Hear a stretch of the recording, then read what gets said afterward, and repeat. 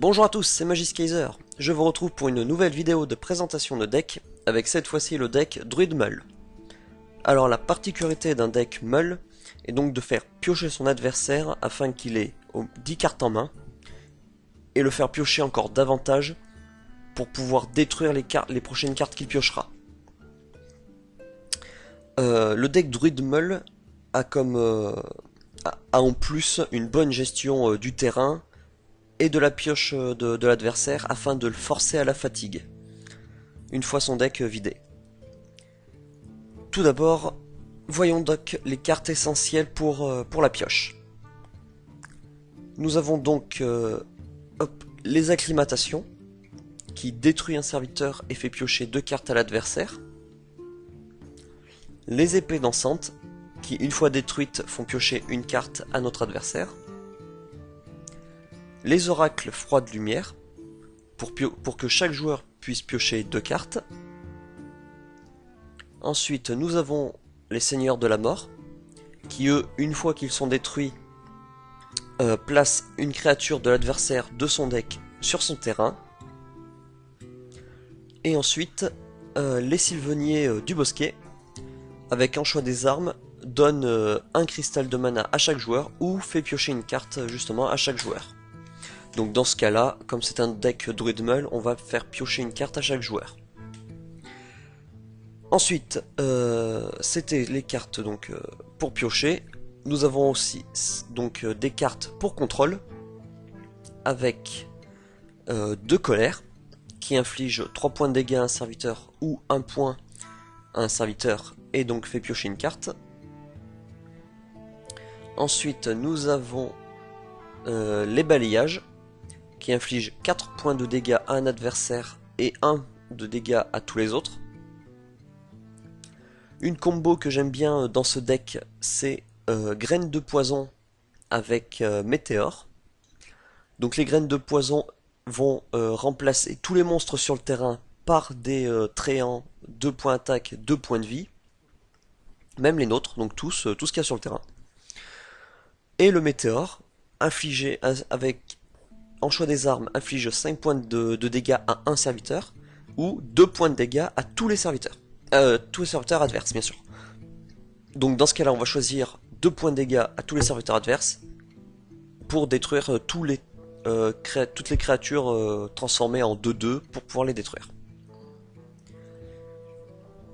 Ensuite, pour le reste des cartes, donc il y a pas mal de combos à faire dans ce deck, je vais essayer de vous en présenter un maximum. Nous avons donc bien sûr une innervation.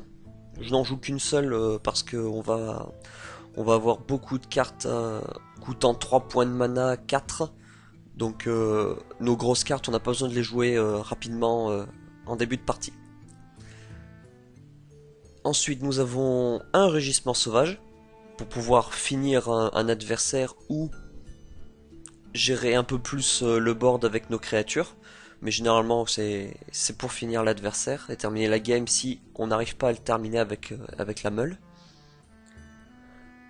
Après nous avons Laura Moukla qui lui va donner 2 cartes bananes à votre adversaire directement dans sa main. Donc on va ensuite faire piocher son adversaire pour remplir sa main et donc réduire le nombre de cartes que possède réellement l'adversaire. Donc il y a Laura Moukla et aussi les Yeti mécaniques, j'en mets 2, qui à leur mort donnent une pièce détachée à chaque joueur. Donc en plus des bananes, mettre des pièces détachées dans la main de votre adversaire pour qu'il ait moins de cartes à lui en fait. Voilà. Après nous avons le sapeur gobelin, je n'en joue qu'un. C'est pas qu'il est inutile, mais c'est un peu, enfin, je le trouve fun dans ce deck-là. Donc, il a 2 points d'attaque et 4 points de vie, mais si votre adversaire a plus de 6 cartes en main, il passe à plus 4, donc ça devient une 6-4. Avec 6 points d'attaque, c'est pas mal quand même, pour un tour 3. Ensuite, après ça, donc, nous avons les gardiens du bosquet. Avec en choix des armes, affiche 2 points de dégâts ou réduit au silence à serviteur. Ça rajoute du contrôle et ça fait une créature en plus sur le terrain. un robot de soin antique. Donc là, ça nous permet donc de rester plus longtemps dans la partie, avec comme cri de guerre, nous rend 8 points de vie, tout simplement. Une force de la nature. Donc comme je ne joue qu'un seul rugissement sauvage, une force de la nature me paraît suffisant. Donc cette carte nous permet d'invoquer 3 tréants, 2 points attaque, 2 points de vie, avec charge. Donc ce qui nous permet de terminer l'adversaire ou de gérer le terrain en cas de coup dur. Après nous avons Malorn, notre seule carte légendaire, avec comme râle d'agonie, retourne dans le deck. Voilà, quand il meurt, il retourne dans notre deck, ce qui nous permet donc de pratiquement jamais sous la fatigue. Et en plus, il a 9 points d'attaque, 7 points de vie. C'est une bonne carte dans ce deck. Je préfère jouer Malorn que Cenarius. Parce que déjà, voilà, je le trouve plus puissant et plus utile dans ce type de deck. Et pour finir, le géant mécanique. Donc ça aussi, c'est une grosse carte. Et il va coûter moins de cristaux de mana par carte que votre adversaire a en main. Donc c'est assez rapide de faire monter votre adversaire à 10 cartes. Donc il ne va coûter plus que 2 cristaux de mana. Voilà. Donc ça c'était la présentation du deck. C'est parti pour la game. Allez. Et nous voici contre notre druide. Allez. Alors, voyons voir ce que notre deck Meul va pouvoir faire. Ici, nous avons le Yeti mécanique, le sapeur gobelin et le météore. Généralement, un deck druide garde bien ses cartes en main, donc on va garder le sapeur gobelin. Mais enlever le Yeti et le météore. Voilà, ce sont des cartes qui coûtent un peu cher pour le moment. Alors, nous avons eu, bon, on enlève le météore, on a eu la graine de poison. C'est pas grave. J'aurais voulu avoir au moins... mince, j'ai oublié le nom. Voilà, une colère. Pour pouvoir contrôler le terrain. Salutations. Alors ici, eh ben, nous allons tout simplement utiliser le pouvoir héroïque. Notre adversaire ne joue rien.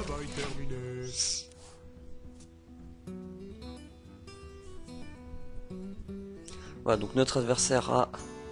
Là, il a 6 cartes en main, utilise la pièce. Mon travail est essentiel, laissez-moi tranquille. D'accord. Donc apparemment, ça serait un deck dragon qui nous joue. Les nouvelles cartes qui sont sorties donc de l'aventure d'Hearthstone. Avec ici la technicienne de l'aile noire. Bien, bien, bien. Bon, ici nous allons piocher. Innervation. On ne peut pas faire grand chose, on va attendre. Mon travail est essentiel, laissez-moi tranquille. Acclimatation, notre adversaire a 7 cartes en main. On lui fait ça. Il sera à 9. Donc on va détruire une intendante. Il sera à 9 cartes dans sa main. Et on peut jouer ça pour qu'il en ait 10. Comme ça, la prochaine carte qu'il va piocher sera détruite.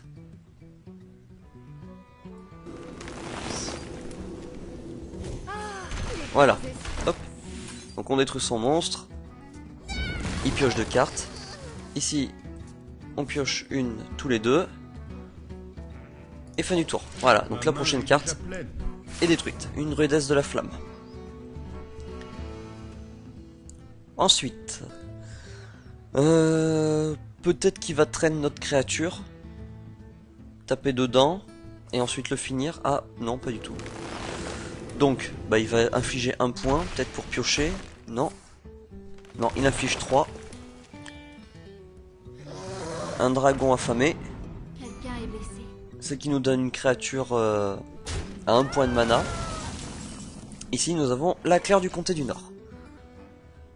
Alors, ensuite,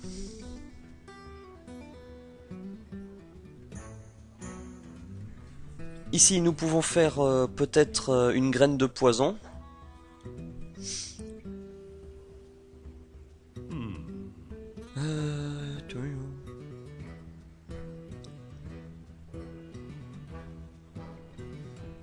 Ça devient un peu compliqué.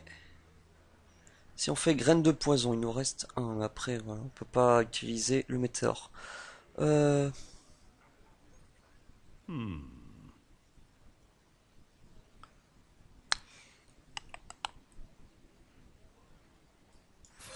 va mettre le sapeur gobelin, voilà, qui passe à 6 points d'attaque. Ensuite, mettre le point d'attaque avec notre pouvoir héroïque pour taper son monstre à 1 point de vie et taper dans les siens, voilà. Ici, donc, on va espérer que notre sapeur gobelin reste en vie pour pouvoir trade son dragon affamé. Eh bien, pas du tout. Il utilise un balayage.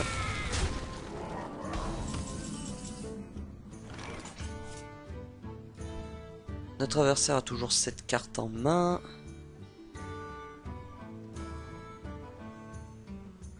On va jouer un Murloc.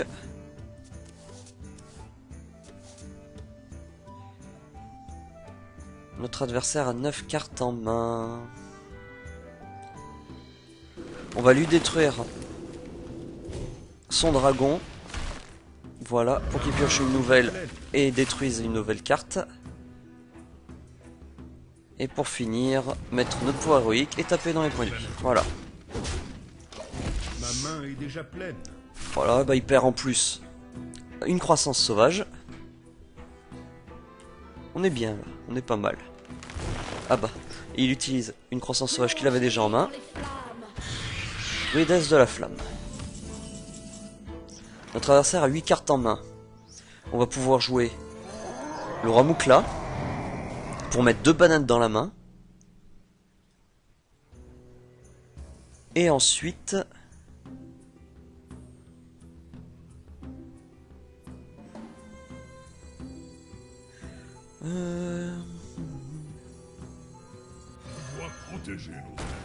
Non, on va garder le gardien du bosquet. J'allais faire une bêtise parce qu'on ne sait jamais ce qu'il a dans la main. On va jouer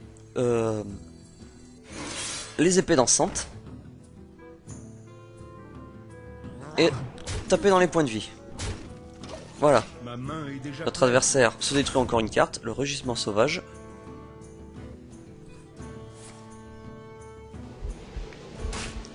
Notre adversaire utilise un deuxième balayage. Ainsi que les bananes qu'il a en main apparemment. Voilà, il utilise les 2 bananes.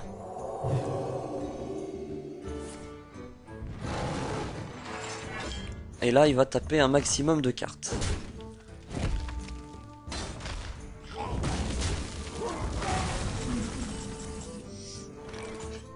Notre adversaire a 7 cartes en main. On peut lui en faire arriver jusqu'à 9. Mais ici, nous allons utiliser, voilà, cette fois, le gardien du bosquet pour détruire son monstre. Continue à faire piocher une carte.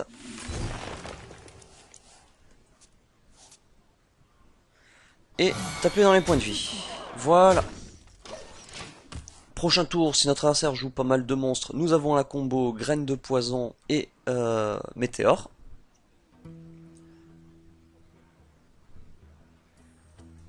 Alors, que joue-t-il?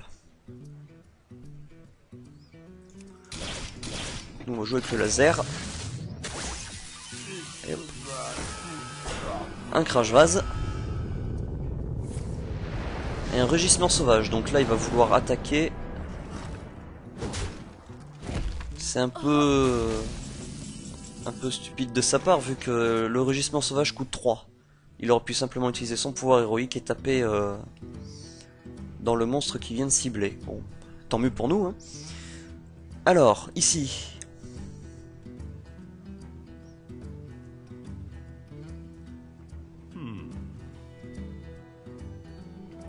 Nous allons taper avec les épées.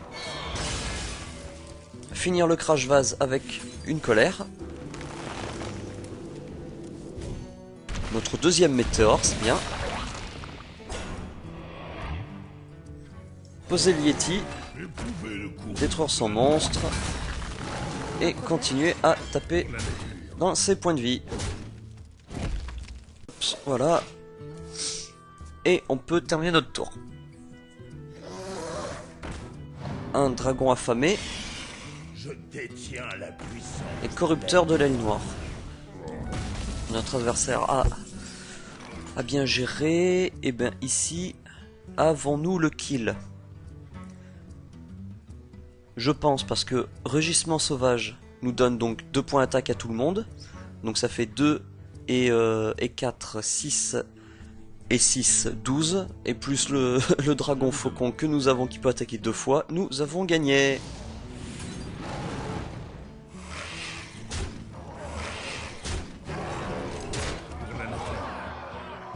Hop, un petit bien joué. Hop là. Donc voilà, notre adversaire n'avait plus que 6 cartes en main, nous on en avait 6.